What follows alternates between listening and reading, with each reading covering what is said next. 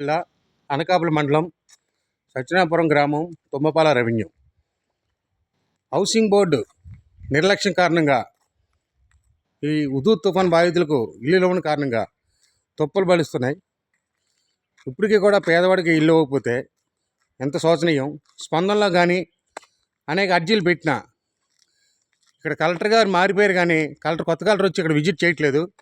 పేదవాడి ఇల్లు అంటే వీళ్ళందరికీ కూడా అలుసుగా కనబడుతూ ఉంది. మరి ఇంత తుప్పలు పట్టేసి ఇన్ని కోట్ల రూపాయలు 20 కోట్ల రూపాయల పైనే ఖర్చు పెట్టి కూడా ఇల్లు కట్టి పేదవాడికి పోలేదు. వాటర్ ట్యాంక్ కూడా నిర్మాణం చేపట్టడం జరిగింది. ఈ వాటర్ ట్యాంక్లో నీరు లేదు. నీళ్ళు లేని కారణంగా పేద ప్రజలు ఎవరు కూడా ఇందులో దిగట్లేదు ఇల్లులు. దానివల్ల ఈ తుప్పలు పడుతున్నాయి. కాబట్టి ఇప్పటికైనా జాడ్యం వదిలే అధికారులు తక్షణమే అనకాపల్లి మండల ప్రజలకి, అనకాపల్లి జిల్లా ప్రజలకి, హుదూద్ తుఫాన్ బాధితులకి తక్షణమే ఇల్లు ఇవ్వాలని ఎస్వి రామచంద్రరావు డిమాండ్ చేస్తూ ఉన్నారు.